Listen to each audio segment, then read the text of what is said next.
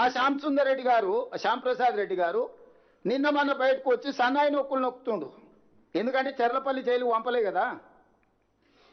చెర్లపల్లి జైలుకు పంపిస్తే తెలిసి ఉండేది అప్పుడు చేసిన తప్పులేందో, వాళ్ళ బాసులు చేసిన అప్పులేందో. ఇవాళ ఇట్లాంటి దుర్మార్గులను ముందల పెట్టుకొని ముసుగు తొడుక్కొని ఈ కిలాడి కమిటీ మా మీద ఒత్తిడి తెచ్చి ప్రజల ముందల మమ్మల్ని దోషులుగా నిలబెట్టాలనే ప్రయత్నం చేస్తుండ్రు. అందుకోసమని నేను ఈరోజు సూటిగా ఈటల రాజేందర్ గారికి నేను విజ్ఞప్తి చేయదలుచుకున్నా. ఈ కిలాడి కమిటీలు ఆయన కొత్తగా చేరేండు, సరే పాత పాపం కొంతనే గడుక్కుందాం అనేవాళ్ళు మరి రాజేందర్ గారు ప్రయత్నం చేస్తున్నారో తెలియదు. ఎందుకంటే ఆనాడు వారి భాగస్వామ్యం ఉందని ఘోష్ కమిషనే వారిని పిలిచింది, విచారించింది, ఇవన్నీ చేసి దాని కింద నేను 2 అంశాలను నేను ఈరోజు ప్రస్తావించదలుచుకున్నా. ఒకటి, రాష్ట్ర ప్రభుత్వం ముందలు ఉన్నది 2 కమిటీలు, ఒకటి ఎన్డీఎస్ఏ కమిటీ, 2 కిలాడి కమిటీ. ఈ రాష్ట్ర ప్రభుత్వం ఎన్డీఎస్ఏ కమిటీ సూచనల్ని తూచా తప్పకుండా పాటించాలని నిర్ణయం తీసుకున్నది. దీంట్లో రెండో వాదనకి తావు లేదు. విస్పష్టంగా మేడిగడ్డ, అన్నారం, సుందిల్ల బ్యారేజీల విషయంలో, పునరుద్ధరణ విషయంలో రాష్ట్ర ప్రభుత్వం ఎన్డీఎస్ఏ సూచనల మేరకు నిపుణుల కమిటీ ఆదేశాల మేరకే పనిచేస్తుంది తప్ప కిలాడి కమిటీల ఒత్తిడికి లొంగే సమస్యనే లేదు. ప్రొవైడెడ్ ఈటల రాజేందర్ గారి నేతృత్వం వహించి ఈ కిలాడీల కమిటీని తీసుకెళ్లి ఎన్డీఎస్ఏ చైర్మన్ని జలశక్తి మినిస్టర్తో కలిసి ఈ అర్ధాంతరంగా అత్యవసరంగా నీళ్లు ఎత్తిపోయడానికి ఎన్డీఎస్ఏ కమిటీ నుంచి నిపుణులను తీసుకొచ్చి వాళ్ళ పర్యవేక్షణలో ఎత్తండి. మాకప్పచెప్పు అంటారు కదా. దొంగోనికి చెప్పే లాభం అన్నారు కొంతమంది. గుడి ముందర చెప్పులు కూడా ఎత్తుకుపోతారు. మామ అల్లులు అంతకంటే అతనికంటే గనుడు ఆచంట మల్లన్న అని మామ గుడిని మింగితే అల్లుడు గుడిలో ఉన్న లింగాన్ని కూడా మింగే రకం చూసినాం. ఇవాళ 5 ఏళ్ళు మంత్రి ఉన్నాయనను సంవత్సరం మంత్రి ఇయ్యలే. సంవత్సరం మంత్రి ఇచ్చినా కూడా సాగునీటి పారుదల శాఖ ఇవ్వలే. నీ మామనే నిన్ను నమ్మలేదు. నువ్వు ఎంత కేటుగానువో, కమిషన్లో ఎంత అదనంగా వసూలు చేసినావో తెలిసి ఆయన లక్కీ నెంబర్ 6% ఆయనదైతే నా లక్కీ నెంబర్ 3% అని ఈయన వసూలు చేసిండు. బావకు 3 ఇస్తే మరి నాకు 1 అని ఉండాలి కానీ కొడుకు 1 వసూలు చేసిండు. మొత్తం కలిసి 10% ముక్కి బెక్కి బొక్కిన సంగతి నీ మామకి తెలిసే కదా నిన్ను దూరంగా పెట్టింది. సంవత్సరం నీకు మంత్రి ఇయ్యలేదు. ఆ తర్వాత ఇంకేదో ఇచ్చిండు. ఇప్పుడు వచ్చేసి మమ్మల్ని అడుగుతుండు నాకు ఇచ్చేసే శాఖ అని. ఎందుకంటే పాత కమిషన్లు కొన్ని రావాల్సినవి కాంట్రాక్టర్లు ఇవ్వలేదు. 3 నెలలు ఇస్తే అవన్నీ రాబట్టుకోవచ్చు, వాళ్ళని బ్లాక్మెయిల్ చేయొచ్చు. నిష్ణాతుడు బ్లాక్మెయిల్ 1,00,000 కూడా వదులుతలేడు. ఇక నేను చెప్పొద్దు కొంతమందికి ఫోన్లు చేసి ఏమడుగుతుండో. క్రషర్ వాళ్ళని కూడా వదులుతలేడు. లాస్ట్కి అరటి పండ్ల వాళ్ళని కూడా వసూలు చేసేటట్టున్నాడు. అసోసియేషన్ పెట్టుకొని నాకేమైనా తెచ్చి తెలంగాణ అరటి పండ్లు కూడా అమ్ముకుంటారని. ఆంధ్ర విద్యా సంస్థల్ని బ్లాక్మెయిల్ చేసి పాలు కొనిపిస్తున్నాడు. నేను ఆంధ్ర వాళ్ళకి నీళ్ళు వదులుతున్నాను, సిగ్గు లేదు. ఆంధ్ర వాళ్ళ కాళ్ళ దగ్గర పాలు మోసి బతుకుతున్నావు. ఇంతకంటే నీచమైన జీవితం ఏమన్నా ఉంటుందా హరీష్ రావు? నారాయణ చైతన్య కాలేజీలు తెలంగాణ ప్రజల రక్తం పీలుస్తుందని మీరు తెలంగాణ ఉద్యమం సందర్భంలో చెప్పిన నువ్వు ఈరోజు అదే నారాయణ చైతన్య పాలు మోసి బతుకుతున్నావు. ఇంతకంటే నీచమైన బతుకు, మోచేతి నీళ్లు దాగి బతికే నా ఒక బతుక నీది. నువ్వు వచ్చి మమ్మల్ని మా మీద ఆరోపణలు. అందుకే ఈటల రాజేందర్ గారు చెప్తాను, ఇష్టం నువ్వు ఎవరితోనూ పెద్దలు వెనకటి చెప్పారు, మంచోని 10 ఇచ్చి తెచ్చుకోవాలి, దుర్మార్గులను 10 ఇచ్చి వదిలించుకోవాలని. కానీ రాజేందర్ ఏందో మరి పాత సోపతికే పోతున్నాడు మళ్ళా. అందుకే రాజేందర్ చెప్తున్నా, మీ కిలాడి కమిటీని తీసుకొని వెళ్ళు, జలశక్తి మినిస్టర్ దగ్గరికి ఎన్డీఎస్ఏ కమిటీ చైర్మన్ విలు. ఎన్డీఎస్ఏకు మేము ప్రాజెక్టు, నేను ఉత్తమ్ కుమార్ రెడ్డి గారిని, బట్టి విక్రమార్క గారిని పంపిస్తా. ఎన్డీఎస్ఏకి మేడిగడ్డ, అన్నారం, సుందీల ప్రాజెక్టులను మేము అప్పచెప్తాం. ఎందుకంటే అది ఒక ప్రభుత్వ సంస్థ, దానికి నైపుణ్యం ఉన్నది, సాంకేతికపరమైన సిబ్బంది ఉన్నారు. వాళ్ళకి అప్పచెప్పడానికి మాకు ఎలాంటి అభ్యంతరం లేదు. ఎందుకంటే వాళ్ళ పర్యవేక్షణలో ఈ ప్రాజెక్టు కడుతున్నాం. మేము ఈ ప్రాజెక్టును పునరుద్ధరిస్తున్నాం. State government doesn't have any objection to hand over to NDSA. We are there to hand over this project Medigadda, Annaram, Sundilla to NDSA authority. Not this కిలాడి కమిటీ. అందుకే రాజేందర్ ఇమ్మీడియట్గా కేంద్ర ప్రభుత్వం దగ్గరికి వెళ్ళి తక్షణమే ఎన్డీఎస్ఏ కమిటీ చైర్మన్ను ఈ ప్రాజెక్టులను తాత్కాలికంగా వాళ్ళ ఆధీనంలోకి తీసుకొని ఇప్పుడున్న నీళ్లను ఎత్తిపోసి రైతులను ఆదుకోండి, ప్రజల పట్ల నీకున్న చిత్తశుద్ధిని మీరు నిరూపించుకోండి, మాకు ఎలాంటి అభ్యంతరం లేదు, మేంగా గేట్లు మూసి నీళ్లు ఎత్తిపోసే పరిస్థితి లేదు, గేట్లు మూయకుండా నీళ్లు ఎత్తడానికి కుదరదు, మేము గేట్లు మూసి నీళ్ళు ఎత్తితే ఈ గేట్లు కొట్టుకపోతే ఈ ప్రాజెక్టు కొట్టుకపోతే కింద భద్రాచలం నుంచి ఊర్లే కొట్టుకపోతే ఎన్డీఎస్ఏ నివేదిక ఇచ్చింది, ఇది చట్టబద్ధం, ఎన్డీఎస్ఏ ఇచ్చిన ఆదేశాలను పాటించకపోతే they are liable for punishment with criminal prosecution. నేను అదే చెప్తున్నా, ఆయన తెలివితేటలు ఆయన అట్లా చదివి 80,000 పుస్తకాలు చదివి సాగు తెలివితేటలు ప్రదర్శించడానికే అవి కూలిపోయినాయి.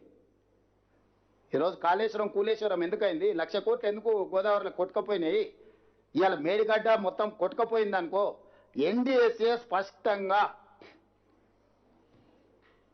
ఈయన మ్యానిపులేటెడ్ మీద ఉండొచ్చు, పొలిటికల్ మ్యానిపులేటెడ్. నేను యావరేజ్ స్టూడెంట్ని, ఉత్తమన్న కాస్త నాకంటే బెటర్గా ఎన్డీఏలో చదువుకున్న స్టూడెంట్. ఈరోజు ఆర్మీ నుంచి ఇతర ఎక్స్పర్ట్స్ని ఈరోజు ఎంగేజ్ చేసినాం మేము. ఆ ఎక్స్పర్ట్స్ సూచనల మేరకు ఈరోజు మేము పనిచేస్తున్నాం. Not only our engineering graduates, we have engaged from army and other experts, different CPWRS నుంచి రకరకాల కేంద్ర ప్రభుత్వం ఆదేశించిన సంస్థల నుంచి నిపుణులను ఈరోజు నియమించుకొని ఆ నిపుణుల పర్యవేక్షణలో ఈ ప్రాజెక్టులను పునరుద్ధరించడానికి ప్రభుత్వం పనిచేస్తుంది. అట్లా కాదు మేము మేధావులం మేము పునరుద్ధరిస్తామని వీళ్ళు బయలుదేరిండ్రు. మీరు ఉద్ధరిస్తేనే కదా 3 ఏళ్లలోనే కాళేశ్వరం కాస్త కూలేశ్వరం అయింది, 1,00,000 కోట్లు గోదావరిలో కొట్టుకుపోయినాయి. అందుకే ఇప్పుడు రాజేందర్ గారిని పెద్దరికం తీసుకోమని చెప్తున్నా. నేను ఈ ప్రెస్ మీట్ ప్రత్యేకంగా పెట్టడానికి ఈటల రాజేందర్ గారికి నేను సవినయంగా విజ్ఞప్తి చేస్తున్నా. తక్షణమే మీ కిలాడి కమిటీని తీసుకొని జలశక్తి మంత్రి దగ్గరకు పోయి ఎన్డీఎస్ఏ చైర్మన్ పిలిపించి ఉత్తర తెలంగాణకు నీళ్లు అందించాలంటే మేడిగడ్డ, అన్నారం, సుందీలలో నీళ్లు ఎత్తిపోయాలి. తాత్కాలికంగా నీళ్లు ఎత్తిపోయడానికి పర్యవేక్షించడానికి ఎన్డీఎస్ఏ నిపుణులను తీసుకొని రండి. ఆ నిపుణులకి ప్రాజెక్టుని అందజేయడానికి మాకు ఎలాంటి అభ్యంతరం లేదు. ఆ తర్వాత ఈ నలుగురు ఆ నలుగురు కలిసి కిలాడి కమిటీలో 4, ఎన్డీఎస్ఏ కమిటీలో 4 కూర్చొని 8 మంది కలిసి మంచి చేయండి తెలంగాణకు. మేము కూడా ముందుకు వస్తాము. ఈరోజు హరీష్ రావు గారు మాట్లాడుతున్నారు, కింద పట్టిసీమ ఈ నీళ్లు గురుదక్షిణ కింద వదిలేండు, పట్టిసీమ నుంచి తరలిస్తురని. అసలు అన్నం తినేవాడు ఎవడైనా మాట్లాడే మాటలేనా అండి? పట్టిసీమ కట్టింది ఎప్పుడు? 2015 జనవరి 1, 2015 నాడు జీవోఎంఎస్ నెంబర్ 1 ఆంధ్రప్రదేశ్ ఇచ్చి 2015-16లోనే 4.21 టీఎంసీ నీళ్లు తరలించారు. 2017-18కి వచ్చేవరకల్లా గోదావరి జలాలను కృష్ణా డెల్టా ప్రాంతానికి 105.9 టీఎంసీలను తరలించారు. ఫ్రమ్ దేర్ 2015-16 నుంచి 2023-24 వరకు కంటిన్యూస్గా వాళ్ళు నీళ్లు తరలిస్తూనే ఉన్నారు. ప్రారంభించింది మీ హయాంలోనే, పూర్తి చేసింది మీ హయాంలోనే. ఒక్క 2017-18లోనే 105.9 టీఎంసీ గోదావరి జలాలను కృష్ణా డెల్టా పరివాహక ప్రాంతానికి తరలించుకొని పోయినరు. మరి ఆ రోజు మీరు గాడిదలను కాసిండ్రా, నువ్వు నీ మామ? ఆ రోజు నువ్వే కదా సాగునీటిపారుదల శాఖ మంత్రివి. పట్టిసీమలో గోదావరి జలాలను కృష్ణా డెల్టా ప్రాంతానికి 105.9 టీఎంసీలను తరలించినప్పుడు హరీష్ రావు గారు గాడిదలను కాస్తున్నాడా? నేను అడుగుతున్న సూటిగా.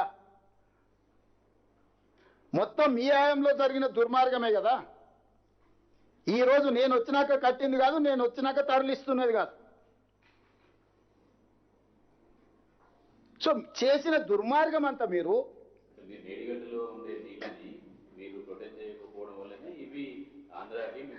అదే చారి గారు, నేను చెప్పేది అదే. 2017-18లో నువ్వే ఉన్నావు కదా, గాడిదలం కాసినావు. ఆ రోజు 105 టీఎంసీలు ఇది ఉంది కదా.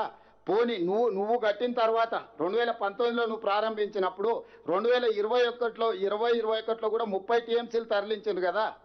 23, 24 మీరు ఉన్నప్పుడు కూడా 39 టీఎంసీలు తరలించారు కదా. మరి ఆ రోజు మీరెందుకు వదిలిండ్రు నీళ్ళు? ఆ రోజు మీ మేడిగడ్డ ఉంది, మీ మామ ముఖ్యమంత్రి ఉండు, సాగునీటి పారుదల శాఖ మీ మామ దగ్గరనే ఉంది. ఆ రోజు ఏం చేసిండు మరి? పట్టిసీమ ప్రాజెక్టు దేనికి సంబంధించింది? పోలవరం ప్రాజెక్టుకి ఏవైతే నీళ్లు ఉన్నాయో ఆ నీళ్లు పోలవరం ప్రాజెక్టు పూర్తి చేయడానికి సమయం పడుతుంది కాబట్టి తాత్కాలికంగా మేము నీళ్ళని వినియోగించుకోవడానికి పట్టిసీమ కట్టినాం. పోలవరం ప్రాజెక్టు పూర్తి అయిన తర్వాత పట్టిసీమను పూర్తిగా డిస్మెటల్ చేస్తామని కదా ఆంధ్రప్రదేశ్ ప్రభుత్వం చెప్పింది. ఇప్పుడు మేడిగడ్డ, అన్నారం, సుందేళ్ళు ఉంటే పోలవరం చుక్క నీరు పోదా? ఇప్పుడు పోలవరము మేడిగడ్డ, అన్నారం, సుందిల్లో ఒకవేళ ఉపయోగంలోకి వస్తే పోలవరంకు చుక్క నీళ్లు పోవా? ఆంధ్రప్రదేశ్కు చుక్క నీరు రాదా? పోలవరం ప్రాజెక్టుకి కేటాయించిన నీళ్ళని ఈరోజు పోలవరం పూర్తి కాకపోవడం వల్ల ఆ నీళ్ళని వాళ్ళు పట్టిసీమ ద్వారా అక్కడికి తరలిస్తారు కదా. తెలివి తక్కువ మాటలు, అతి తెలివి మాటలు కాకపోతే నేను అదే చెప్తున్నా. తెగిన తర్వాత నీళ్ళు ఏడిపోతావు. నీకు జార్ఖండ్లో వస్తాయి, జార్ఖండ్లో ఉత్తరాఖండ్లో నీళ్లు తెగితే మొత్తం మొత్తం మొత్తం అంతా కొట్టుకుపోయింది కదా. అందుకే అదే దానికోసమే చెప్పిన, దొంగల చేతికి తాళాలు ఇయ్యము. గజ దొంగలు వీళ్ళు, బందుపోటు దొంగల కంటే ప్రమాదకరమైన వ్యక్తులు. వీళ్ళ గుంపులో రాజేందర్ గారు చేరిండ్రు కాబట్టి ఎన్డీఎస్ఏ అప్పచెప్తాము. 3 నెలలు కాదు, మొత్తం కాంట్రాక్టే వీళ్ళకి ఇస్తాము. 3 బ్యారేజ్లు హరీష్ రావు గారిని కాంట్రాక్టర్గా మారి ఇన్ని రోజులు బినామీగా పనిచేసిండు. ఇప్పుడు బాజాప్తా కాంట్రాక్ట్ తీసుకోమని అప్పచెప్తాం. టోటల్గా 3 బ్యారేజ్లు ఆయనకి అప్పచెప్తాం. ఎన్డీఎస్ఏ పర్యవేక్షణ మీరు ఇద్దరు కలిసి పెట్టుకోండి. రాజేందర్ గారు కూడా ఉన్నారు కాబట్టి, బీజేపీలో ఉన్నాడు, కేంద్రంలో ఉన్నాడు. ఈటల రాజేందర్ గారికి నేను విజ్ఞప్తి చేస్తున్నా, మీరు తక్షణమే ఎన్డీఎస్ఏ చైర్మన్ దగ్గరికి వెళ్ళండి, ఎక్స్పర్ట్స్ని అపాయింట్ చేయించుకోరి. ఎక్స్పర్ట్స్కి ఎన్డీఎస్ఏకి మేము హ్యాండ్ ఓవర్ చేస్తాం. ఎన్డీఏ ఎక్స్పర్ట్స్ కమిటీ అండ్ ఈ టీం కలిసి ఎత్తిపోయండి. ఏం చేస్తారో చెప్పండి, మాకు ఎలాంటి అభ్యంతరం లేదు. మీరేమో అందులో స్టోరేజ్ చేస్తేనే ఎత్తిపోవడానికి అవకాశం ఉంటుందని మీరు చెప్తారు. హరీష్ రావు గతంలో 5 సంవత్సరాలు ఇరిగేషన్ శాఖ మంత్రి చేశారు, ఈటల రాజేందర్ 5 సంవత్సరాలు ఆర్థిక శాఖ మంత్రి చేశారు. వాళ్ళేమో స్టోర్ చేయని అవసరం లేదు, డైరెక్ట్ ఎత్తిపోయచ్చు అని చెప్తారు. వాళ్ళు మెదడు తక్కువ మాటలు మాట్లాడుతున్నారు అని ఇంతసేపు చెప్పిన రాజిరెడ్డి. ఇంకా నీకు ఇది కూడా అర్థం కాకపోతే నేను చేసేది అందుకే చూపిస్తాను. ఒక్కసారి నెక్స్ట్ లెవెల్ది చూపించండి శ్రీనివాస్ గారు. మన ప్రాజెక్ట్ ఇది ఉన్నది కదా, ఒక్కసారి అది చూడండి. మీకు మాదే కదా నేను చెప్పింది, డైరెక్ట్ ఎత్తిపోసేటట్టుంటే బ్యారేజ్లు ఎందుకు కట్టిండ్రు? అరే ఆ పంప్ హౌస్ ఎక్కడుందో ఇప్పుడు ఒక్కసారి చూపిస్తే అక్కడ ఒక్కసారి చూడండి. ఒక్కసారి మీరు అది చూడండి. కెమెరా ఇప్పుడు తిప్పండి, ఒకటట్టు ఒక కెమెరా అటు తిప్పండి. లెవెల్స్ ఇవన్నీ అందుకే చెప్తున్నా కదా మీకు చూపిస్తాను. ఇప్పుడు అది టోపోగ్రఫీ ఉంది. శ్రీనివాస్ ఒక్కసారి ఎక్స్ప్లెయిన్ చేయి. నమస్తే సార్. ఇది మనకి ఇది ప్రాణహిత రివర్ సార్, ఇది గోదావరి రివరు. ఈ రెండు కూడా ఇక కలిసిన తర్వాత ఎస్ సార్ చూపిస్తున్నా సార్. ఇది ప్రాణహిత సార్, ఇది గోదావరి రివర్ సార్. ఇది ఎస్ సార్. ఇది మానేర్ రివర్ సార్. ఇది ప్రాణహిత రివరు. మనకి ఈ పాయింట్ దగ్గర మేడిగడ్డ బ్యారేజ్ కన్స్ట్రక్ట్ చేశారు సార్. Yes sir.